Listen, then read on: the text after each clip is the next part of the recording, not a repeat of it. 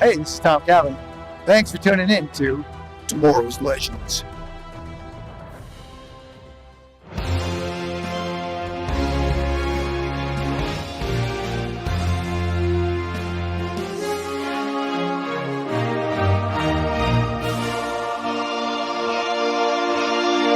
When the danger becomes more than one hero can handle, when enemies rise beyond one city and threaten the entire world, a team must gather together to battle the odds.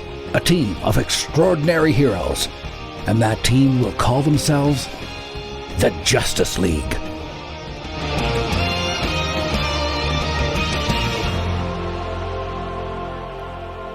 Oh, hello, Unlimited Leaguers. You know, I love that intro music. It just gets me all amped up.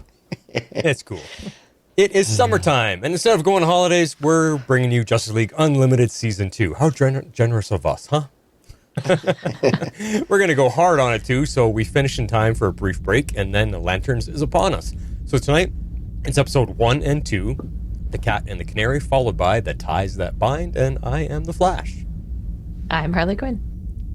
And I'm thinking I need to start fight training with a Black Canary. I'm X-Force 11. Now, is that because you need to learn how to fight, or is that because you're kind of jealous of the flirting going on with Green Arrow there? Yes. Yeah. I hear you. Hello, legends. All right, so if you haven't listened to us before, we'll just refresh you. We are one of the many shows on the Cybercast Network. It all began with Legends of Tomorrow, Stargirl, Superman and Lois, X-Men 97, Jupiter's Legacy, Tomorrow People, upcoming Lanterns. We're on Justice League Unlimited right now. And then you also have Dive into DC, and that's with Silverfox and Green Butterfly.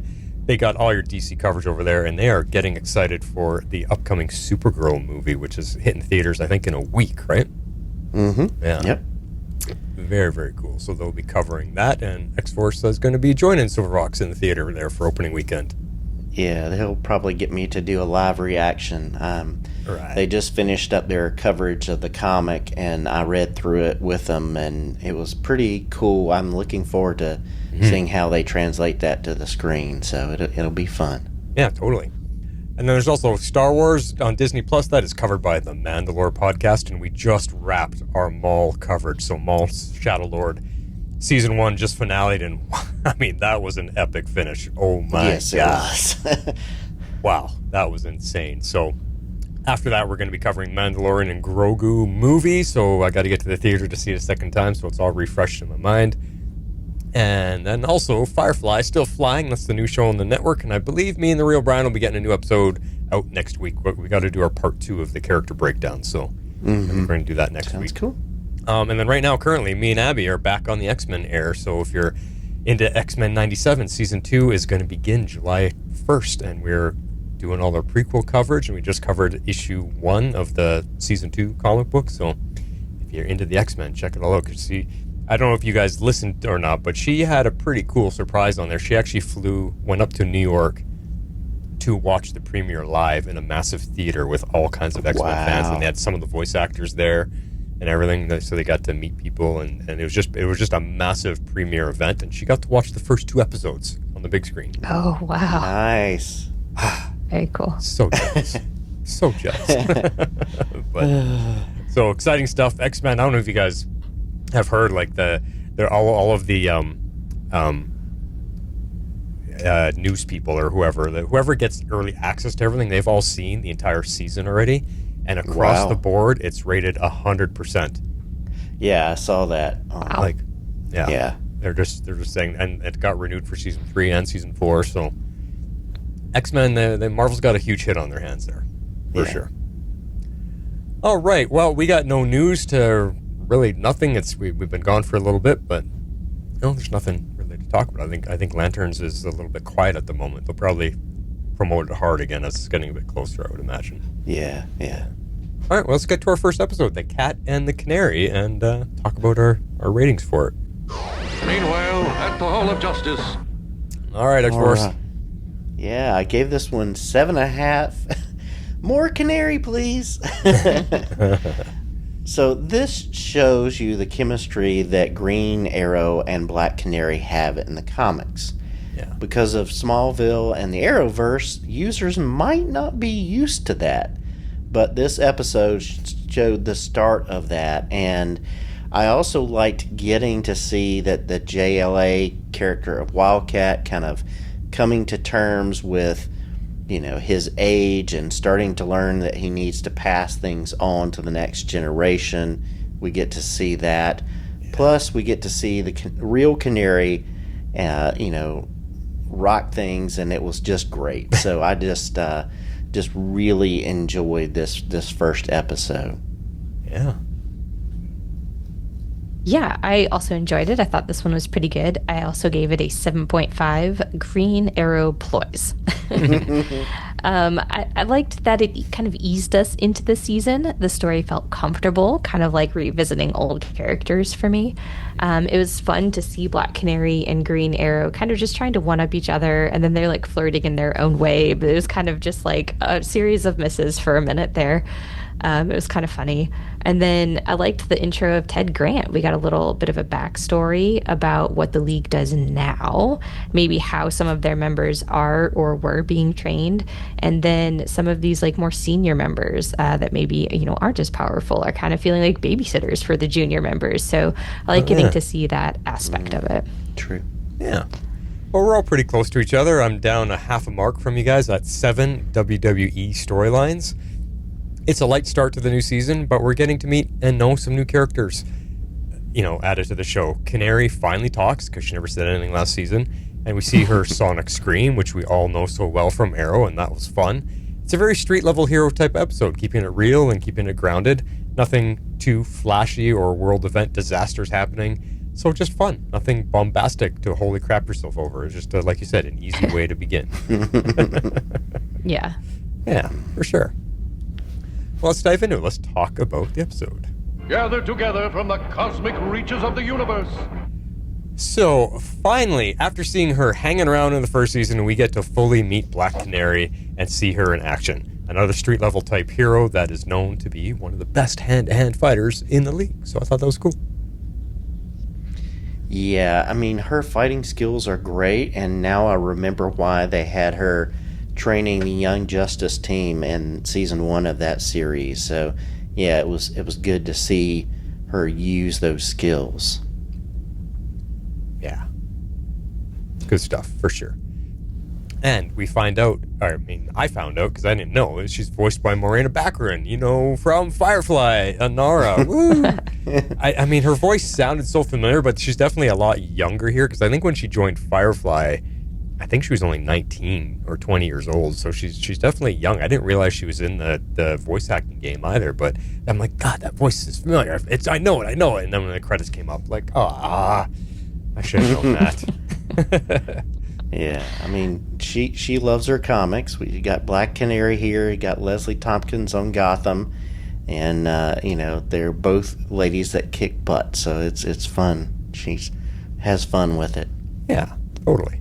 What I really liked is when she uses her sonic canary cry here, it's unlike any version that we have heard before. Like, it actually hurt our ears, the viewers, to listen. You're like, oh, wow. Okay, that is, like, can you imagine being there in person? Because, wow, they really added something to it to make it sound truly what it's supposed to be. Like, when she cries, everybody puts, they fall to their knees because they can't handle it. And I thought it was a really good job they did. Yeah, I love this version of the Canary because she knows herself and her skills and will choose fighting or the cry as needed. So she doesn't just rely on one or the other. Yeah. Yeah, that's a good point. Yeah, very much so. And then, during the underground fight, when Green Arrow and her try to shut the place down, they're faced with a group of minor-powered villains, and Green Arrow asks her to blast them with her scream, but she says, I can't. At this close range, it's going to kill them.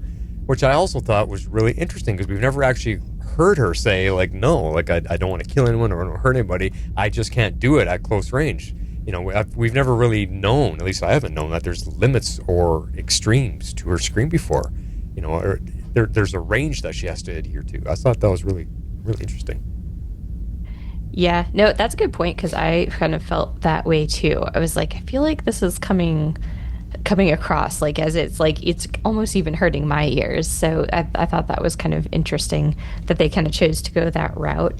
It's definitely a lot more powerful, I feel like, than some of the other versions we've seen. And the Arrowverse versions of her definitely had a bit of a wider range. I do think like Black Siren kind of had that ability to kill people, but I don't feel like the Black Canaries necessarily did. But I also, it's been a while since I've watched that series. So yeah. I just like that they did a great job with it, I think. But I love that idea that there's limits to it, and she knows, like, when you're within a certain amount of range, like, I'm not going to kill people with my scream. Yeah. Which is pretty cool. Yeah. But the flirting with Green Arrow is blatant and it's sexy, and thus the romance begins. Like, I mean, that whole wrestling match in the beginning, and we're going to hear it in the favorite scenes. Like, that is some adult flirting happening. There's not a kids show. Like, they show she takes off her jackets and her bosom bounces and fly. Like, it's like, oh my, like, guys, you're really animating this for the adults. Like, it was quite. What's the word? It you could really tell they were highlighting parts of Canary. Yeah, they were. Yeah, but their romance doesn't blossom right away because he kind of gets jealous of Wildcat before he actually knows what the story is behind it. And she kind of plays a few mind games with him, causing him to start to lose interest until she proves who she actually is interested in. Yeah, they definitely kind of got me with that one too. I was like, oh, this is weird. She's with Wildcat in this one. And I was like, wait, isn't he like much older? Anyway, it threw me for a minute, but we got there in the end where everything was as it should be. Yeah, definitely. Yeah, because I think at that point, like, we don't realize Wildcat is as old as he is until he takes his mask off. And you're like, oh, he's like dad age compared to her. Yeah. He's much older than she is. Like, he could probably be her grandfather. Yeah, for sure. And I mean, we do find out that he's been training her and all that stuff, so we'll get there.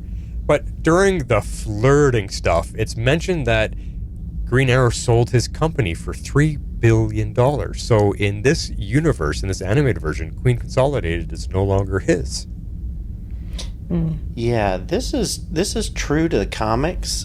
He sold the company, and he and Hal Jordan did some, Green Lantern, Green Arrow hero trips during the 60s and 70s, and they were very street, driving across America and doing those type of things, and even Green Arrow and the Flash and that kind of stuff. So he was less tied to that stuff, and because of that, he had to be a little more scrappy because he wasn't, didn't have the money there. So, Gotcha. Cool. I didn't know that. So I guess it kind of frees him up a little bit too. I mean, when you got $3 billion to play with, you don't have to worry about anything for the rest of your life. Yeah, that's probably true. Yeah, true. Unless he's buying sports teams or something like that. Like, he's not going to run out anytime He's soon. investing in arrow making companies. Yeah. Clearly. Well, let's move into Wildcat. So Wildcat is stuck in the fighting ring, an addiction to his fame and his title as the champ. He doesn't want to let it go. He's getting older and he's feeling less needed as a hero, but in the ring, he still gets cheered for and he still gets respect. And that's what he's really struggling with letting go of, is that, that reverence that the fans are still showing him. Yeah. I was going to bring up here, he's voiced by Dennis Farina from Get Shorty, Manhunter, the Manhunter series, and Law and Order. So, a pretty famous voice here. And, they did a good job of pulling in that kind of veteran type voice here for this fighter. Yeah. Nice. And like I said earlier, we found out that he trained Canary and many of the other Justice League members because he's kind of like a father figure to them. So Canary wants to help him get out of the gambling underground before it's too late, because he is getting older. He's going to get hurt. He's going to face somebody that he just can't handle anymore, or he's obviously stuck in money trouble as well. So she wants to break him out of that before it's too late, because she looks up to him. Yeah. So and well, I didn't realize Wildcat has no powers. He's just a really good hand-to-hand fighter. Yeah, that one kind of caught me off guard too. I wasn't. I guess probably because the last version we've seen of him, or like even that alludes to him, was on Stargirl, and that suit did actually have some special powers. So I found it kind of interesting that there wasn't anything more to him, no sort of super anything. Especially because we find out that he's actually fighting super villains. And so I found that very, very surprising that he would be taking on all of these like super villains as pretty much just a dude. Yeah. Yeah. I mean, you think about how long he's been in the game.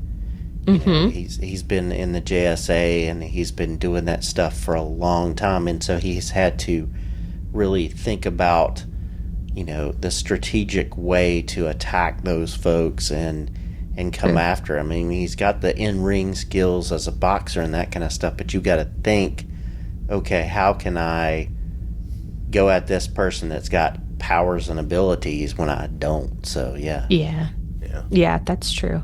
It's a different type of fight. He's got to think it through more. Yeah. But, I mean, he's done well to last this long, for sure. I know. Yeah, that's why I was surprised to find out that there nothing super about him at all. Yeah. And as I was saying, he's locked in, and he ends up. It turns out that he owes the owner of the fighting ring way too much money to just simply be let go free. So Canary offers a deal. She says, if I can beat him in a fight, he can go free. My win will pay off all of his debt, and you let him go free. But Green Arrow doesn't like that idea. He steps in and he ends up he tricks her and he drugs her to sleep so that he ends up facing Wildcat. And what surprised me, because I wasn't expecting this in the beginning, I thought Green Arrow is a pretty good fighter, but he gets his butt beat badly. And I thought, you know, he was about to be killed. Like, I don't know. It just was a really bad fight. Green Arrow did not stand up to him well at all.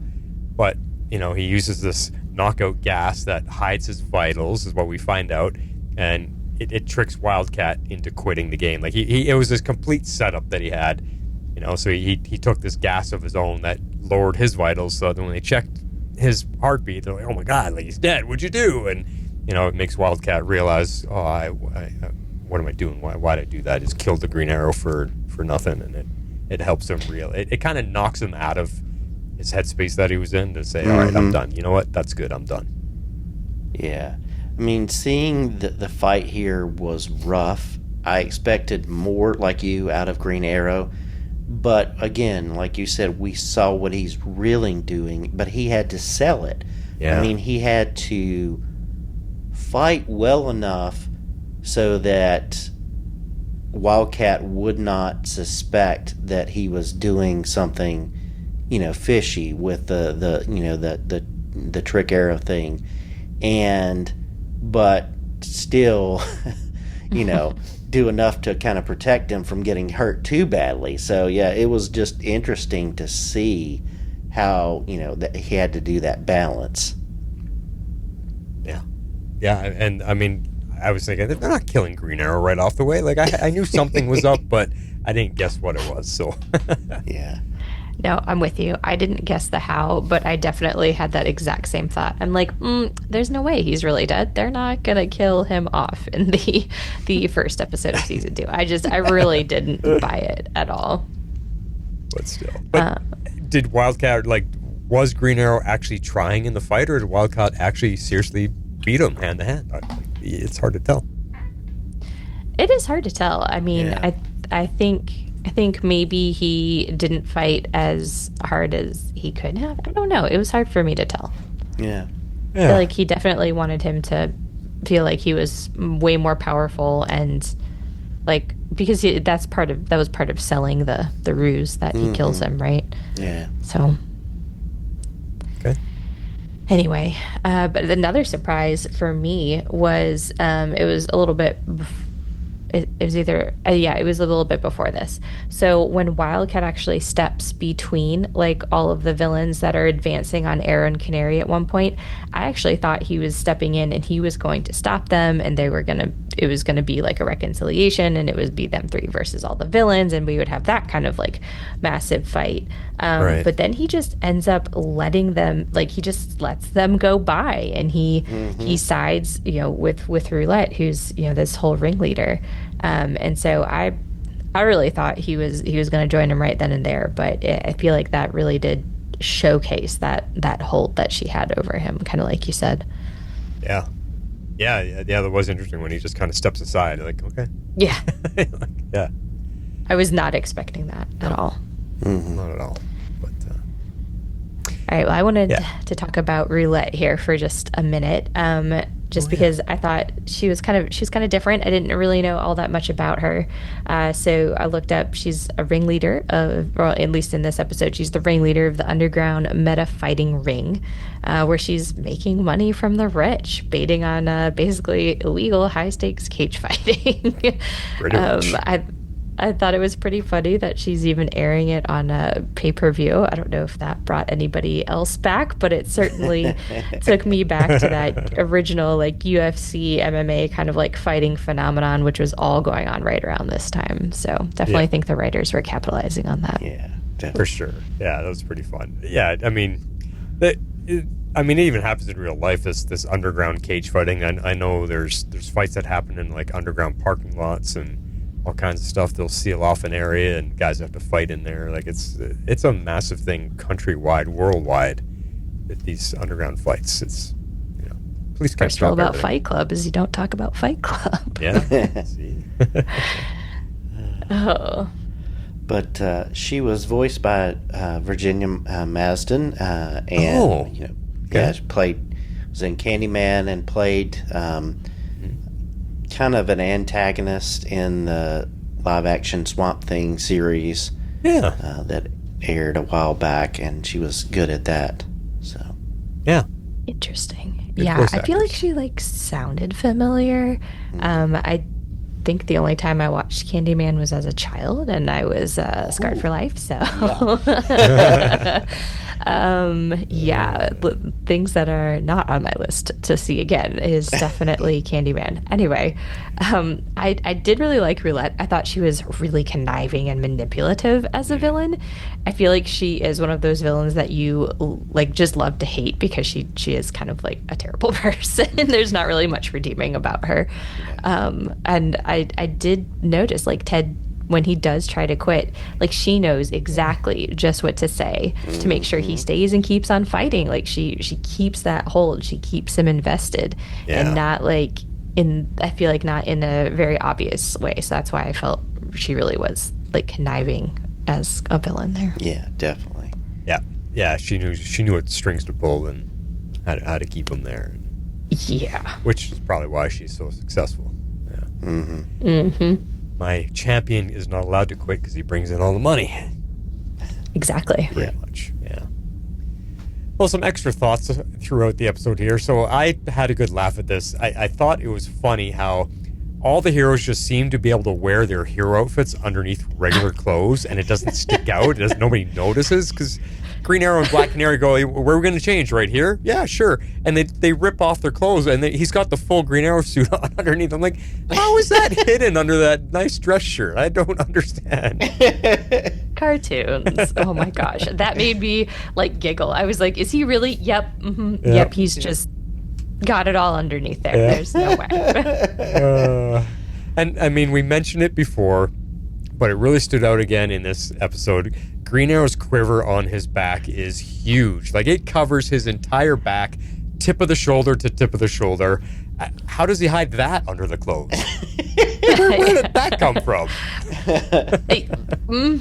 Yep. I've had these same thoughts. Cartoon. Couldn't stop thinking about it. But I mean, even the quiver, though, because we've seen him before where it's just a regular arrow quiver. It's just a large tube. This thing, isn't it? It's like bigger than a backpack. It's a big quiver. I know. It's kind of massive. And it's like, it's almost like he has them like individually across, but then there's like it like sticks out too. Like to your point, it wouldn't have hidden under his clothes. Like there's multiple rows of arrows. Yeah, love it. I thought that was silly, but I did like that we got to see more of the trick arrows on display because I always think that those are really fun. Yes. I did giggle that when Green Arrow basically shoots a net over the top of all of these supervillains who are supposed to have powers, that for a split second it actually looks like it might stop them. I was like, no, they can't literally be doing the Scooby-Doo like net on top of the people trick. Like, no, that is not how we're stopping these supervillains. Yeah. And thankfully it wasn't. But I was like, come on. Even for a comic book cartoon, that's completely unbelievable. Well, I think they were just maybe so shocked that somebody would actually try that. You know, they're used to all these high-tech weapons or whatever, and somebody fires a net, and we're like, what? Oh, okay, That was kind of like my thought. I was like, what? Is this really happening right now? This is not going to work. It's barely going to slow him down, which thankfully they at least honored that. So. Yeah. Yep. The old net arrow, I guess, eh? Pretty funny. But then we also see later, like, Canary sends, at the end of the episode, she sends Wildcat to see Martian Manhunter to help with his addiction. And I was like, okay, is Martian Manhunter kind of like the team psychologist? Or because we know he's got really powerful mental powers, is there something he can do? Block his memory, wipe part of his mind? Like, what can Manhunter do to help him with his addiction? That's actually kind of what I thought. Something along those lines of maybe like it, like either like removing that part of his memory or like altering it a little bit. I don't know. I kind of felt that maybe like not like completely remove it because that would take away like who he is, but maybe just alter it enough so that he doesn't feel that like urge, that craving to keep fighting. That's like feeding the addiction. It's almost like, if you're addicted to alcohol or drugs, if you could just magically take away that urge out of your system, like, and it would just go away, but you would still be you, kind of thing. Yeah, that's what I wondered. I think it's counseling, like you said, with a guy you can't lie to. So that's true. That's a good call because he can read his memories too. Yeah, I mean, it's not like he's going to go in there, but he's going to be able to say like easily from surface level, okay, be real. You're not being real with yourself or me. So Ooh, that's a good one too. I like that. Cool. Well, there you go. That is it for this episode. But we got some favorite scenes. That's always the fun part. Let's get to some favorite scenes. Shape out an eagle. Okay, I come first, and this one is called Flirt of a Feather.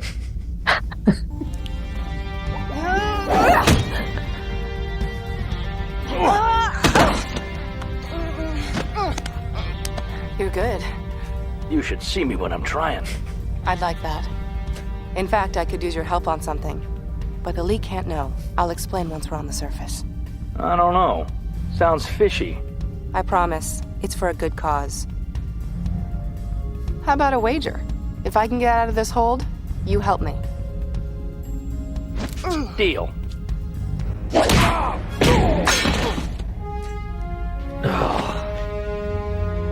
I'll drive. I mean, did you hear the campy 70s like romance music during that scene? Like, come on! Like, it was so over the top with what they were. And I mean, he's got her pinned with her arms behind her back, and he's sitting on top of her, and she's got a really flexible neck because she was like had her head turned almost all the way around to look at him while she's talking to him. Like, I can't do that. I'm like, wow. So anyway, yeah, they were flirting. Yeah. Hard time. Definitely. I just find it funny in an apparent kids cartoon that they throw that stuff in there. It just makes me laugh. I got nothing. They definitely are. They're all going to throw stuff in there for the adults to keep them interested. So True. All right, Harley. All right, I called this one Wildcat's Why. Yeah.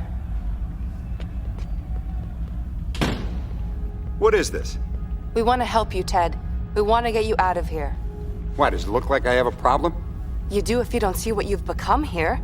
You're entertainment for these people. The rooster in a cockfight. Fighting is what I do, all right? It's all I was ever good at, and I'm still good at it. I'm Wildcat, the guy who fights. That's what I am. You're so much more than that. Anyway, I can leave anytime I want. I don't need help. Then leave. Right now. Fighting Atomic Skull tonight, and you know he deserves a beating. Ted, come on. Hey, I was the greatest, all right? I fought them all, and I beat them all. And now look at me. Most of the time, they keep me up in that stupid spaceship babysitting. They call me to do real work less and less.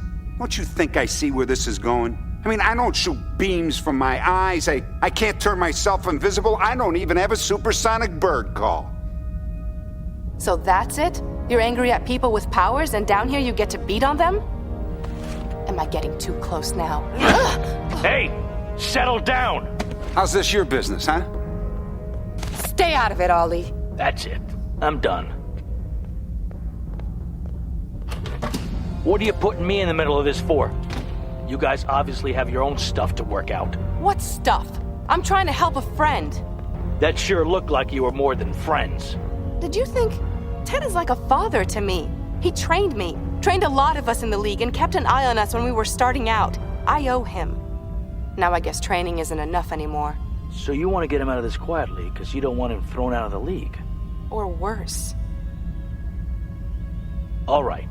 But I saw the look in his eye. He's not going to budge. Then I hope I can count on you for Plan B. There's no place to change. Right here'll do. You drop something? I had to add all that in. I was like, I don't remember picking all of it. That's really funny. But it was a really good scene. I like that we get to just hear in his words why he has to keep doing this and why he feels compelled to do this.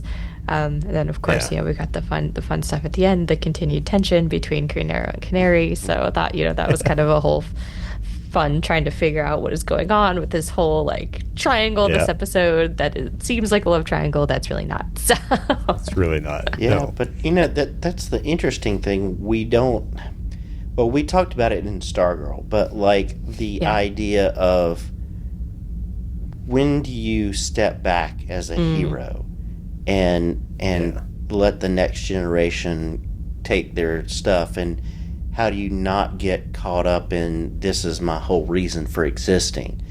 And you think about it even more for him when, he doesn't have powers or abilities, And so, are they really going to call on me to do this? So, it brings up a lot of neat questions about, aging heroes and what you do with them as a society and as the League goes. So it was interesting. Yeah. Yeah. And I really noticed, because that was a really long clip, the voice acting is top notch. The voice acting in this series in general has been really good. And, season 2 is not really letting us down. So No. I mean, Maureen is amazing. I didn't know she was into voice acting, and she really, really dives in to Canary there. It's great.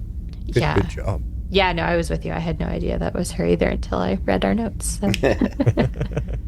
And now you hear it. Now I can't not hear it. Yeah. Yeah.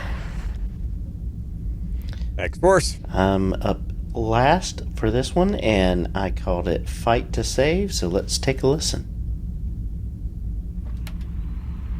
Well, you bought us some time, but it still looks like we're going to have to fight our way out of here. Changed your mind about using the scream? You don't understand. If we leave here without Wildcat, or worse, if I use my power to force him out, he'll just come back. We have to settle this the only way he understands. You're not really gonna fight him. I have to. And beat him. It's the only way to make him stop.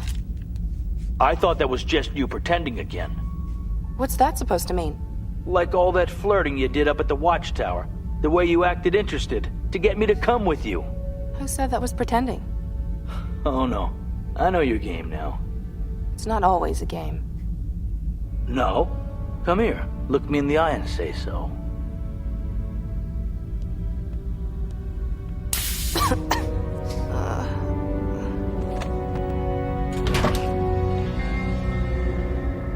Don't worry. You'll still get your main event. Yeah. Even like Green Arrow, like whoever the voice actor is, he's got this raspy gruffness to his voice, and it's just cool. It suits him. Yeah, and I like this because we hear some of the reasoning why Canary thinks it needs to be done the way it needs to be done, in a way that makes everything as a wake up call to Wildcat. So I enjoyed it. Yeah. It was good. Some good clips there. Well, that's going to take us right into the next episode, which is part 2, called The Ties That Bind, and we could just... Gather together from the cosmic reaches of the universe. Oh, I was supposed to play the meanwhile. Okay. Oh, well. So, ratings for episode 2, The Ties That Bind. Keeping with the 7.5, give it 7.5 miracles. And I think this was a good introduction to Mr. Miracle and Big Barda. And it makes me kind of look forward to what they're going to do with them in the new DC film and TV universe, because they're going to do an animated, kind of story of the two of them. So it'll be interesting to see what they pick and choose for that. But it was great to see this married couple working together, fighting alongside each other, and see their love for each other. And it was always fun to see Granny Goodness back, and her being as bad as ever. Oh boy. Yeah, I also stuck with a 7.5 for this one. Creepy grannies. I thought this episode definitely went in a much different direction, had a very different vibe than our previous episode. And honestly, I'm not gonna lie, it took me the entire cold open to remember who these characters actually were, because I definitely was not very familiar with them. For me, Flash was hands down the highlight of this episode. His humor has been sorely missed. Yeah, we haven't had Flash for a long... We didn't even have him in the first season, like, at all, so... I know. I definitely call that out later. Definitely. All right, well, I'm also giving this one a 7. Temples of Doom. A very Indiana Jones-inspired space adventure with Flash, who we haven't seen in an entire season. Sure, why not? So far, these 2 first episodes, they're light on story and serious in nature, but they've been fun. This one I liked slightly more, maybe 7.5, because of the adventure aspect that they're trying to escape all kinds of Temple of Doom-like traps, or National Treasure-like traps, whatever suits your fancy, along with the equally paid homage nod to the mad German scientist villain. I mean, that was like right on the nose. That's a really good point. I didn't think of that. I just ripped Temple of Doom right off here. Yeah. It's pretty fun. So there you go. Well, let's get into our discussion. I'll just swap the sound effects this time. At the Hall of Justice.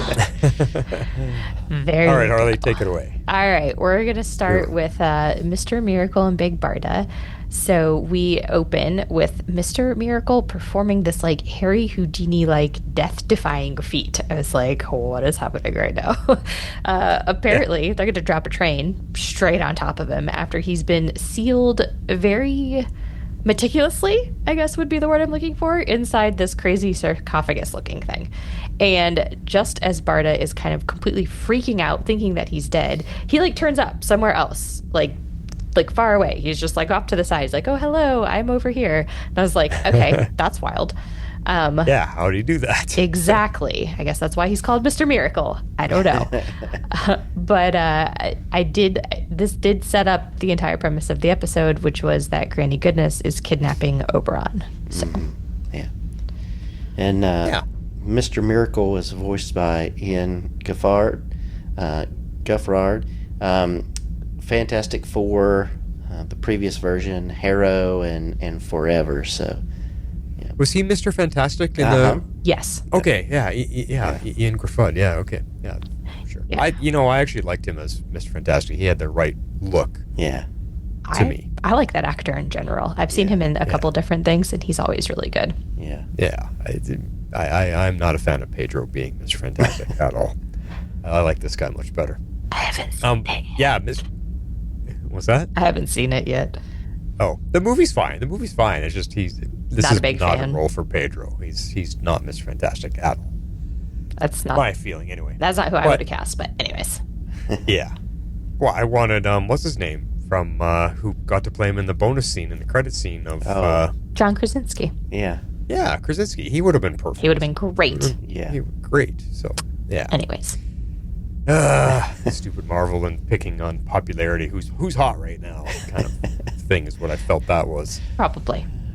Yeah. But, yeah, Mr. Miracle, I mean, he escaped that guy. I don't know anything about him, so I'm sure you guys will teach us a little bit about him here. I don't know this character. He's definitely a side character, nobody that really gained any popularity in the comic histories of things, so no. It'd be interesting to see what he's all about. Yeah, no, I agree. I mean, I do feel like we get to know a good bit about him in this episode, but I didn't know much about him at all.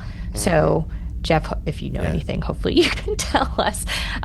It took me this entire scene just to remember who these characters even were. I know that we got them in a previous episode, but wow, did it really take me a minute to rack my brain until one of I think it was the mention of Apocalypse that finally jarred it loose of where I had seen them. I have no idea how he was managing to escape from these insane situations. It just, to me, seems like his way of protecting himself. He's putting himself in these insane situations so he can make sure he can get out of them. And that's all I got. Yeah. Well, I actually looked him up to find out what is his skill set, because I don't know, and I've always thought his costumes kind of like they're mixing wrong colors, like red, green, and yellow. The way his color scheme was, it's just I don't know, really ugly suit. Anyway, he's got superhuman strength, superhuman speed, stamina, and durability, superhumanly skilled escape artist, immortality, accelerated healing, genius level intellect, proficient scientist and inventor, indomitable will, advanced hand-to-hand combatant, knowledge of the anti-life equation, the alpha effect, whatever that is, teleportation, heat vision, carries a mother box, arrow discs, multi-cube, and advanced gadgets. Like, is there anything that you haven't given to this guy? Holy crap. I was actually just thinking that. I was like, oh my gosh. Yeah, he's got it all, but yeah. I will question one thing. Does he, I wonder, because, I do feel they stay pretty true to the comics in this particular series. However, immortality was one that I questioned because everyone seemed very worried about him dying in this episode. Yeah, I know. So I'm just guessing maybe this version doesn't have immortality, but he has to have the teleportation. Otherwise, he would. Exactly. Yeah. How do you get out of it? Exactly. Yeah, which is kind of funny. Yeah, I mean, it was a lot. I just pulled it from the DC Wiki. That's where I got all the information from, so I have no idea, but that's a lot. I mean, even Superman's going, damn, you got a lot of powers. Yeah. And, I we'll get into this, but I think there's, a reason why he has all those. It's because of how he was created, made, shaped. Okay. But, we'll see. You're going to tell us? When we get to it. All right. Next point, Harley. Yeah, as I say, I think it comes later. Maybe. All right, but Big Barda. So I felt like she's the more astute of the characters when it comes to handling Granny. I feel like she deduces exactly what Granny is after once she's kidnapped Oberon. And then she obviously sends them off to Apocalypse to rescue Calabec. Or Calabec, whatever. Anyway, I felt like she just saw right through it. She's like, oh, nope, you want to do this exactly so that you can take over the world and you can do this. It is just the things you're complaining about. You want to do them instead. Yes, that's the only reason you're complaining. Right. Yeah. Another voice that you've probably seen, heard. Farrah Fork, who was in Wings. She was in Lois and Clark. She was in the movie Heat. She's sadly passed, but I'd have to look her up. Huh. Okay. Well, I also looked up what Big Barda has, because I don't know anything about her either. She's got immortality as well, superhuman strength, durability, reflexes, agility, stamina, and speed. She's a master hand-to-hand combatant, an expert with various types of weaponry. She wears battle armor and wields a mega rod. We definitely saw the mega rod, whatever it is. Yeah. We did. Yeah. So that's Big Barda. So I don't know who these heroes are. They're just giving them everything. It's crazy. Well, when we first saw her, I was surprised at her outfit, or lack thereof. But Same. But when we get to Apocalypse, she's, in her traditional look. I'm like, okay, what, Yeah, she's wearing like a Xena warrior princess type bikini thing. Yeah. Just because you're out in the middle of the desert, like, I don't know. Yeah. She looked like Xena to me. I was like, oh, that's a ripoff of Xena. It looks like. I just, probably because of her size, I was just getting Amazon vibes. I was like, I just feel like you're an Amazon. That's all I got. Yeah, she was big too. Yeah. All right. Well, in the end, Mr. Miracle and Big Barda end up coming to the League for help. But Jean actually refuses to help them. Flash actually steps up, though, and offers his help instead. They're very dismissive of him at first, but then eventually they allow him to come along when they kind of see his speed in action. So. Yeah, because they were like, no, we need Superman. They wanted the strength and vulnerability and all that stuff. That's who they felt they needed to go into this, but he was unavailable. Yeah. Unavailable. Now, I thought Jean's reasoning here was very interesting. And it always seemed to me that he's interested in helping if the threat is to Earth, because they're kind of like watching over Earth, which is fine. I kind of get that. But I guess I was just expecting if they're like kind of in space that maybe they would be willing to like help some other people, because in the end it's ultimately going to be helping Earth. I mean, they kind of like allude to this in the end when he comes around, but it's like, okay, well, if you're having this crazy thing happening over here, it's eventually going to make its way to Earth, so maybe we should step in and help these people from other planets. Yeah, I agree with you. I was a little surprised why you would say no. Like, aren't you guys heroes? You should help anybody that's in need of help. Yeah. That's kind of what a hero does. Not you're not as important as this is, so sorry. Yeah. Surprising. And his whole argument about not putting another dictator in power was more convincing. He was like, we can't like tip the scale one way or the other. The planet's got to figure that out on their own. But again, they can't just be concerned about the threats to Earth. Besides, we've seen in the last 2 episodes that they have a lot of folks on the Watchtower just sitting around, not being used. So why not send some folks to help out? I don't know. Yeah. Why not? Because there's an awful lot of them now. Yeah, it's definitely how I felt about it. Yeah. Yeah, and as I mentioned, they're going to do a animated series around Mr. Miracle and Big Barda. I don't know the whole storyline, but coming really soon. like a brand new one. Yeah. Huh. Crazy. I don't know what he's doing. He's picking some weird stuff out there. It's like, I guess bringing a lot of exposure is good to some of these characters that never ever got it before. Yeah, and animated's a good way to do that. So. Yeah. That's true. And if you go with the lesser known characters, you have more you can do, or maybe potentially like reinvent or just tell a new story that hasn't already been told over and over again. Yeah. True. All right. Well, we're going to hop over to Apocalypse and figure out what's going there. I do think a lot of this is just a ton of action. So we get to see a lot of great action sequences throughout this episode.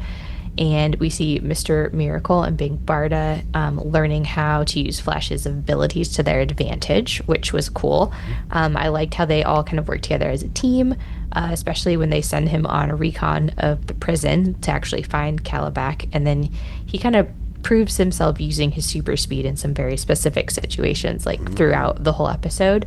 And I was like, yes, this is great. This is how people who know how to work together in a team and know how to use every advantage to their advantage, if that makes sense. Yeah, exactly. It was good. They understood that he actually could be useful, and they put him to work. Exactly. Flash performing recon is perfect because he's so fast nobody will see him. Yeah. So, exactly. And I feel like we say stuff like that all the time of like, why wouldn't he just go and do this thing, because he can. And so I love that they specifically used him for that. And then I loved that sort of like wind fire tornado he does at the very end there. Oh yeah. it was just really cool, especially throughout that whole sequence, they're showcasing all of the heroes, and even like Calabec. Everyone gets to showcase their abilities so that they have this chance to contribute to the rescue effort that, that's going on as they're like fighting, through this crazy, I don't even know, pit castle thing. Yeah. I don't know. We've got more coming on that. Yeah. It was really cool to see each one of them shine, like you said, and with a smaller group of heroes, that's really possible because, especially showcasing like two of whom that we don't know that well and getting to see some of their powers and abilities. So, yeah. Yeah. No, I agree. It's good to see. All right. So Granny, she is kind of like the weird, creepy, sadistic thread that is tying everything together throughout this episode. We will end up getting a ton of flashbacks, but let's not get ahead of ourselves. First things first, Granny wants to bring order to Apocalypse now that Darkseid is gone. Really, she just wants to take over and become the next dictator, as Jean has so astutely pointed out. But she needs Calabec. And so in order to take over Apocalypse, she needs someone to get Calabec out of the X pit. Was that is what they were saying? Okay, Yep. Just like triple checking. I was like, is this right? Okay. The X pit. Yeah. And ultimately, they're going to trade Oberon for Calabec, or rather Calabec for Oberon. Yeah. That's the idea. Right. Yeah, and this always cracked me up. Granny is voiced by Ed Asner, Yeah, you can tell it was a Mary man Tyler doing Moore, it. Elf, it's like, okay. That just cracks me up. I can't believe that's Ed Asner. Yeah. Gosh. All right, so So funny. we get flashbacks throughout this entire episode, and a lot of these, I feel, are kind of calling back to Mr. Miracle's death-defying feats. He through all of these flashbacks, he's continuously trying to escape the X pit where Granny has him captive, and every time he gets a little bit further and a little bit further, but there's always some new crazy thing that she's devised to challenge him, to train him, to break him, to do whatever that he's trying to do. And so it seems to me that they're very much trying to take this part of his past and show how it's still fueling his present, and maybe even how it made him into who he is today. Yeah, I totally agree. I think these flashbacks were a really good way to see how he was shaped mentally and physically, because he was, a child in those flashbacks, and it was just so hard on him. And yes, the X Pit is a thing in the comics, and it's used by Apocalypse's rulers to build and shape warriors. One of the comics I read that was a Superman, Superwoman one, they sent 3 warriors from the pit to attack Supergirl. And so, yeah, it's basically like this, anvil that they use to shape warriors and make them invincible and use them, but it also breaks their mind in the midst of that. And that's what we really saw here is he was being shaped, but like it wasn't breaking his hope. So No, I found that interesting that usually when you see kids that have such an oppressive parental figure raising them, they don't turn out to be good people. And Mr. Miracle, like, he seems so light-hearted and fun and yay, and he's smiling all the time. Like, how did he grow into that from the way he was brought up? That's what, to me, is surprising. Yeah. No, I mean, that is kind of surprising. And I guess everybody kind of has a different way of dealing with things. And maybe, he's not really dealt with it. And to me, it was feeling more like a mask that he kind of put on, or like a show that he put on to protect himself. Because I think you see the minute we get back to the X Pit and you start seeing all of these flashbacks that he's not really okay. Not until he gets out of the waters pit situation. Yeah. Then he kind of seems more like his current self and not like the little boy trapped in the X Pit. Yeah, and we have, it hasn't been revealed to us here, but Oberon really was like that father figure for both of them, and then you've got their marriage of they both been through he and Barda have been through similar things and working together, so they understand what it's been through. But yeah, whether he's gone through all that, probably not, in of dealing with it. But yeah, that's true. Well, one thing that completely fooled me at the end, I don't know if it got you guys, but when Jean actually reveals that he's Calabec, like when they that got me, they boom tube back. I did not see that coming. In fact, I had to go back and watch it again because I didn't really pick up on it. I was like, wait, that's Jean. Wait, why is Jean there? Wait, how did all of this happen? I had to go back and rewatch the scene because I was so thrown.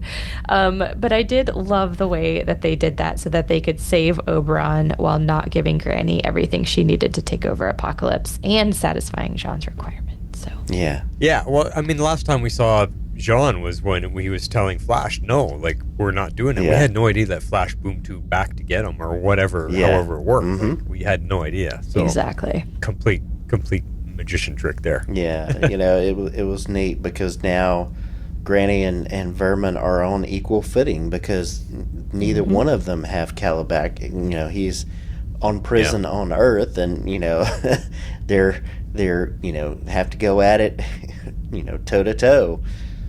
Exactly. So I don't know. I love that in the end they found a way to help their friends and not threaten Earth or the rest of the universe. So as Jean kind of put it, that power struggle must continue, and they found a way to make that happen. So I thought it was quite smart. Yeah, definitely. All neatly tied up with a big red bow at the end. Yeah, kind of. All right, well, I had just one thing that I alluded to at the top that I wanted to call out. At the very beginning of this episode, we get a scene with the Flash actually complaining that he was one of the original 7, and now he's just seen as a teenage sidekick. As evidenced by the fact that we have not seen him all of JLU Season 1 at all, except maybe the animation here and there of him in the Watchtower or whatever, kind of like Black Canary. So no spoken words. I love seeing him back. I really miss his humor. I love Rosenbaum's voice of this character. I loved everything about it. So yeah, it's crazy. You don't realize how much you miss it until he comes back, and you're like, oh man, I miss Michael Rosenbaum because he's the best voice Flash that we've heard. Yeah, I mean, like you said, I think we saw him a time or two, but I don't know that he had lines. Exactly. I don't think he ever said anything. No, he didn't. Just saw him. Yeah, we would see him in the background because I think we did make mention of it on a couple of episodes. But kind of like Black Canary, he didn't have any speaking roles until Season 2, Episode 2. This is when he quit Smallville and he had time, or they had the summer off so he could go record for Flash. I don't know. Oh, that's a good point. I didn't look back at the timelines to see how that started to overlap with Smallville and all that. I didn't think of that. Not sure. I really thought it was odd that through Justice League, the first the first iteration, we had all of these heroes, and then they only focus on 3 of them through the first season of JLU. It felt really weird to me. Yeah. So hopefully they start popping back in. Yeah, we'll see how this season goes. I actually don't remember Season 2 at all right now. Yeah, I don't remember much. See. Well, I've never seen it, so we'll find out together. Okay, again. Yeah. But it's fun to watch it through your eyes as a first timer. Anyway, those are my scaled back notes. So did anything, Flash? I know you didn't have a lot in there, but I know you made comments throughout. But was there anything we didn't cover you wanted to call out? No, I think you covered it all pretty good there. It was just fun. The action does take over partway through, and that's really all it is. But I mean, it was good scenes. It was good, well put together, and just having Flash front and center again is nice. So we'll see if he stays around the whole season. Yeah, I know. Because we don't know, but yeah.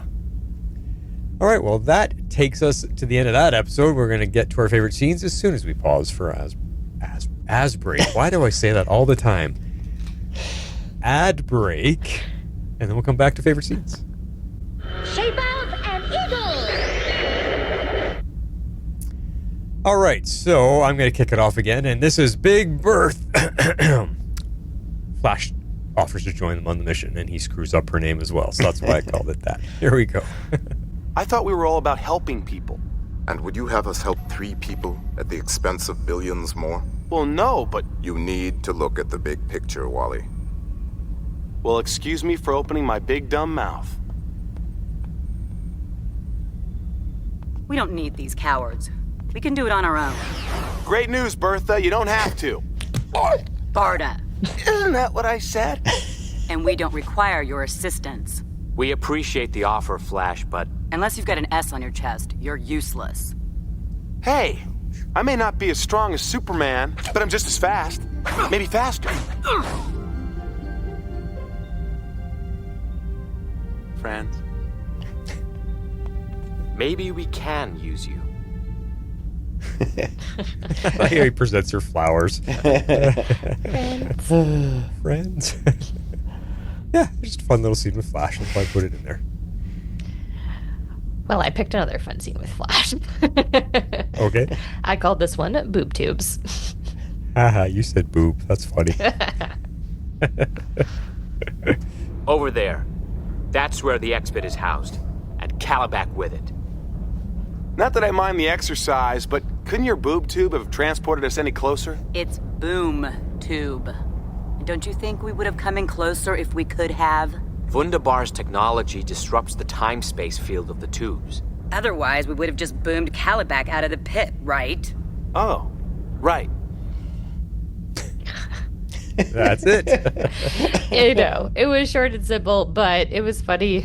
Some classic Flash humor, saying inappropriate things in place of other things that it just made me laugh.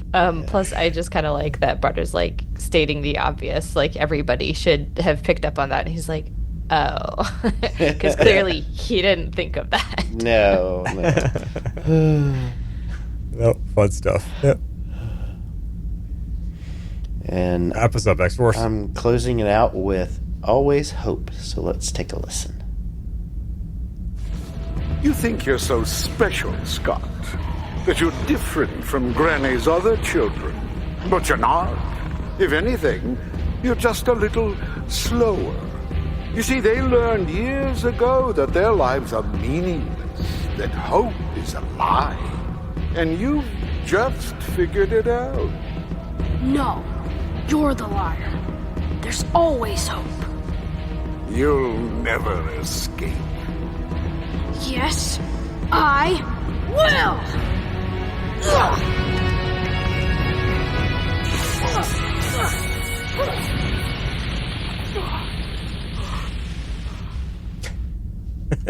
And he gets out. Yeah. That's right. right. Yeah. I really like that because, you know, that kind of shapes who he is and who he becomes as a hero and that kind of stuff. And, you know, it just shows that Granny has done that to so many others, and he's one of the few that has held out and managed to escape. So very true, very true. Well, there you go. That is all of our favorite scenes. At least playing 2 episodes back to back, we get 6 favorite scenes in it. Yeah, that's true. Yeah. And at least these first 2, I mean, there wasn't a lot of. I feel like there wasn't a lot of meat to like dig into and discuss. They were fun, they were good, but I'm definitely glad we decided to do 2 together. Yeah, exactly. Well, if you'd like to support the show through Patreon, this is how you do that. If you'd like to support our podcast, you can do so at our Patreon page at www.patreon.com/tomorrowslegends. If you don't dial, it will cry like a violin.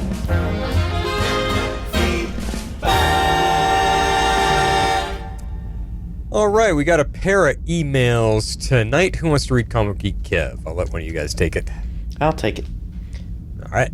Hey guys, work is crushing me right now. Didn't have time to get proper feedback in, but I'll be listening. Will say this. I don't think I've ever seen Black Canary's sonic scream be so powerful, and I loved how they leaned into her martial arts prowess. Yeah. Then what a swing from street-level heroes to new gods. And welcome back, Flash. Thank you. Thank you very much. Kind of a mid-episode, but good to see some of the new god characters. The robot fight with Flash and Elongated Man was fun. Oh, yeah. The Rock'em Sock'em robots. Yes. Yeah, Rock'em Sock'em robots. And the end, when John wanted to be the green one, great line delivery. That, you know what, that was priceless. That probably should have been a favorite scene, too. Because Flash is like, I got the green one. He's, oh, I wanted the green one. Hopefully I'll be able to do better next week. Until then, this is Comic Geek Kev turning the page.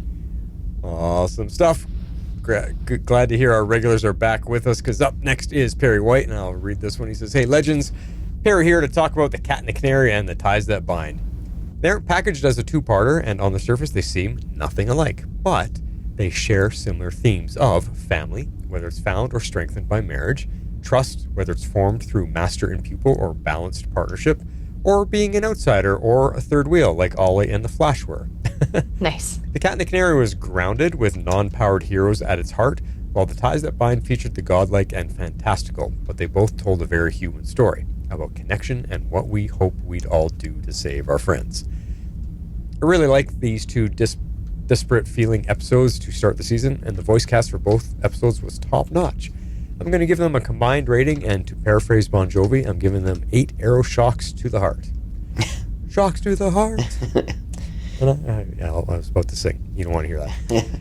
Yeah, Harley, I know it's not heavy metal, but figured you'd appreciate some hair metal at least. Oh, yeah. That's all I got.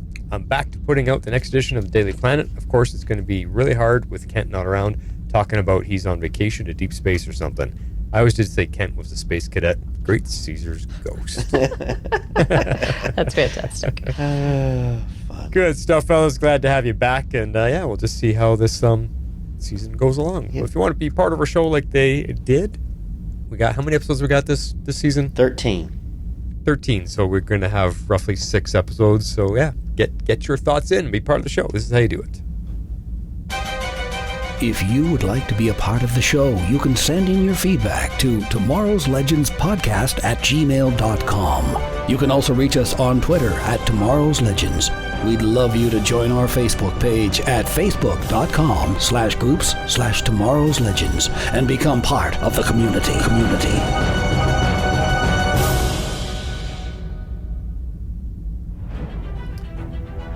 All right. Well, next week we are talking about the Doomsday Sanction, where Superman battles Doomsday in the heart of a volcano. What? Doomsday is revealed to be a modified clone of Superman. Batman probes the Cadmus conspiracy to destroy the Justice League. Also, Task Force X. Cadmus has recruited a team of supervillains named Task Force X, based on the comics Suicide Squad, made up of Deadshot, Plastique, Captain Boomerang, and the Clock King. Their mission: steal the Annihilator armor from the Watchtower. Ooh. Wow. Yeah. Okay, those episodes sound pretty dang good back to back. Yeah. I mean, anything with Doomsday, I'm a fan of. And it looks like this storyline may have been one that Superman and Lois might have borrowed from. Yeah. Doomsday being possibly a clone. Or Bizarro. Yeah. So I'm really excited to get into that one. And then the other one, I mean, I'm not a fan of Suicide Squad. Captain Boomerang is a joke to me. And who's this Clock King? Like, how is that a superpower? You're king of clocks? Come on, it's the Clock King. Everybody knows that is. I guess he controls time. Maybe he can slow people down. I don't know. We'll find out. I can only hope that it's something interesting. Yeah. We'll see. But definitely looking forward to that. So that'll be fun. And yeah, like I said, check out all of our other shows, because we got a lot going on around. It's a really, really busy Cybercast network at the moment. Mm-hmm. Yeah. Every show is going, and there's a lot coming, and it's crazy. So definitely get your feedback in and be part of it, and check everything out, because there's a lot to listen to. Maybe you'll get tired of my voice, because I'm on almost all of them. I don't know. But I know my voice is getting tired to reverse it. Like, I'm actually cut a sore voice box after this week. This is my third podcast in 3 days already. Oh my gosh. Too crazy. Many. Yeah. But that is it for us, guys. We'll talk to you next week. This is The Flash signing off. And this is Harley Quinn. I'm out. This is X-Force 11, so say we all. Tomorrow's Legends is not affiliated with CBS, Warner Brothers, HBO, or the CW. We're a fan-made podcast for entertainment purposes only and are part of the Cybercast Network. Be sure to check out our partner shows, The Mandalore and Dive into DC, covering your favorite Star Wars and DC Comics properties. Thanks for listening.